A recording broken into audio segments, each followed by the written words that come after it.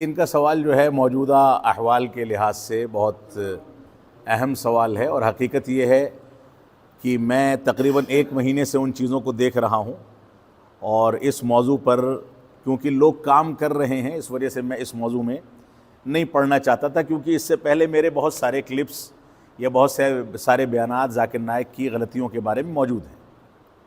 اب یہاں پر مسئلہ یہ ہے کہ پاکستان کا دورہ کرنے کے لیے وہاں کی حکومت کی دعوت پر، جو حکومت غیر اسلامی ہے، بلکہ بسا اوقات یہ بھی کہا جا سکتا ہے کہ مسلمان بھی اس میں موجود ہیں یا موجود نہیں ہیں، اس پر بھی سوالیہ نشان لگایا جا سکتا ہے۔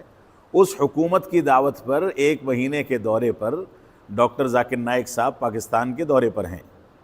ہمارے بھائی کا سوال ہے کہ بہت سے علماء اہل حدیث بھی ان کا پروگرام رکھ رہے ہیں، تو اگر ہم یہاں پر لوگوں کو یہ بتاتے ہیں کہ ڈاکٹر ذاکر نائک صاحب نے یہ غلطی کی ہے، وہ غلطی کی ہے، ایسا ہے ویسا ہے، تو لوگ پلٹ کر کے یہ سوال کرتے ہیں کہ آپ کے علماء نے بھی تو ان کو اہمیت دے رکھی ہے، ان کو اپنے پلیٹ فارم پر، اپنے اسٹیج پر بلا رہے ہیں۔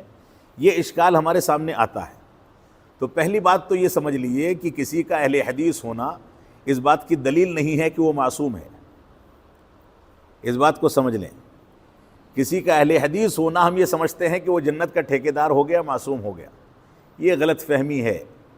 اہل حدیث اگر غلطی کرتا ہے تو وہ غلطی عام انسانوں کی غلطی کے بالمقابل زیادہ خطرناک ہے۔ پاکستان کے علماء اہل حدیث جو بے وقوفی کر رہے ہیں، الفاظ ہندوستان میں ہوں اس لیے سخت الفاظ استعمال کر رہا ہوں، بعض علماء اس طرح کی جو بے وقوفی کر رہے ہیں وہ درست نہیں ہے۔ وہ جماعت کے منہجی زندگی کے لیے یا مستقبل کے لیے بہت نقصان دہ اور بہت خراب ترین چیز ہے۔ ڈاکٹر ذاکر نائک صاحب کے بارے میں میرا موقف یہ ہے کہ ہم نقطۂ ابتدا پر بحث کرنے کو تیار ہیں۔ اس بات پر بحث تو دوسری چیز ہے کہ وہ کیا غلطی کرتے ہیں، کیا غلطی نہیں کرتے۔ یہاں بحث اس بات کی ہے کہ ڈاکٹر ذاکر نائک صاحب کو ابتدائی شکل میں دعوت و تبلیغ کے میدان میں آنے کا حق حاصل ہے کہ نہیں حاصل ہے۔ جب نقطۂ ابتدائی پر وہ فیل ہو جاتے ہیں تو اب اس کے بعد اسٹیج دینا اور ان سے گفتگو کرنا، مسائل پوچھنا، یہ دوسری بات ہے۔ دوسری بات یہ ہے، پاکستان سے، وہاں کی کچھ افکار سے ایک چیز بہت میل کھاتی ہے ڈاکٹر ذاکر نائک صاحب کی۔ وہ چیز کیا ہے؟ ڈاکٹر ذاکر نائک صاحب کا ایک مشہور فتویٰ ہے کہ ہم خود کش حملہ کر سکتے ہیں، جس کی بنیاد پر یہاں ان کے معاملات خراب ہوئے تھے۔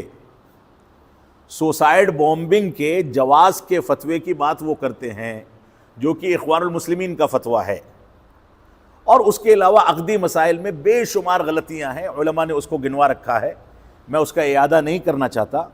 بنیادی طور سے ڈاکٹر ذاکر نائک صاحب نقطۂ ابتدا ہی میں اس بات سے خارج ہو جاتے ہیں کہ دعوت و تبلیغ کے میدان میں آئیں، کیونکہ وہ عالم نہیں ہیں، نہ کسی مدرسے کے فارغ ہیں، اور نہ علماء سے انہوں نے استفادہ کیا ہے۔ جن لوگوں سے انہوں نے استفادہ کیا ہے ان میں کی اکثریت اگر عالم ہے تو اخوانی ہے، یا تو عالم ہے ہی نہیں۔ احمد دیداد ان کے خاص استاذ ہیں جو کہ وحدت الوجود کے قائل ہیں، اور ایسے ہی ڈاکٹر اسرار ان کے خاص استاذ ہیں اردو زبان میں، جو کہ وحدت الوجود کے قائل ہیں، خالص صوفی ہیں، اور نہ جانے کون کون سے فضول عقائد ان کے ہاں موجود ہیں۔ یہاں تک کہتے ہیں کہ یہ دنیا کا نظام اولیاء چلاتے ہیں، اللہ نہیں چلاتا۔ یہ قبر والے جو اولیاء ہیں یہ نکل کر کے دنیا کا نظام چلاتے ہیں، یہ عقیدہ ہے ڈاکٹر اسرار احمد صاحب کا۔ اور اس کے باوجود ڈاکٹر اسرار ڈاکٹر ذاکر نائک کے سب سے خاص ہیں، ان کا ذکر ہمیشہ وہ کرتے رہتے ہیں، ہندوستان میں، پونا میں اور مختلف جگہوں پر بلا کر کے ڈاکٹر ذاکر نائک صاحب نے ان کا تعارف یہاں پر کرایا۔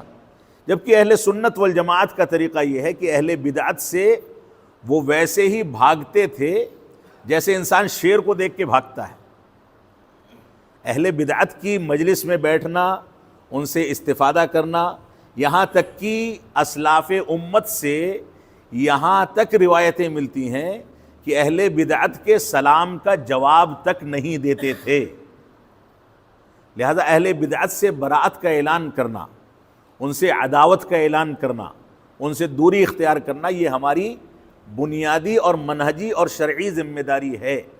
اور یہاں صورتحال کیا ہے؟ اتنے سڑے ہوئے بدعتی کو ڈاکٹر ذاکر نائک صاحب بار بار کہتے ہیں میرا استاذ ہے، میرا استاذ ہے، آج تک کہہ رہے ہیں۔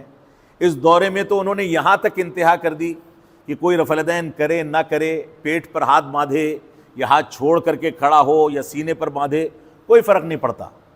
یعنی جو کچھ تھوڑی بہت خیر تھی کہیں نہ کہیں، اس کو بھی انہوں نے پاکستان کے دورے کے بعد خیر بات کہہ دیا۔ لہٰذا یہ ہمارے لیے اصولی بات ہے کہ نقطۂ ابتدا میں جو شخص فیل ہو جائے، دعوت و تبلیغ کے میدان میں نہ آ سکے، اس سے علم لینا ہی غلط ہے، کیونکہ وہ عالم نہیں ہے۔ دوسری بات، اس کی صحبت اور اس کا تعلق اخوان المسلمین اور بدعتیوں سے ہے، لہٰذا اس سے دوری اختیار کرنا ہماری ذمہ داری ہے۔ اب رہ جاتا ہے یہ مسئلہ کہ بعض علماء اہل حدیث نے اس کو اہمیت دے رکھی ہے، تو اس کی ذمہ داری ان پر ہے، آخرت میں ان سے سوال کیا جائے گا۔ وہ دنیا میں اس غلطی کی تلافی کر لیں تو اچھی بات ہے، نہیں کرتے ہیں تو مسئول ہیں۔ اللہ رب العالمین ہم کو اس انداز کی غلطی سے محفوظ رکھے۔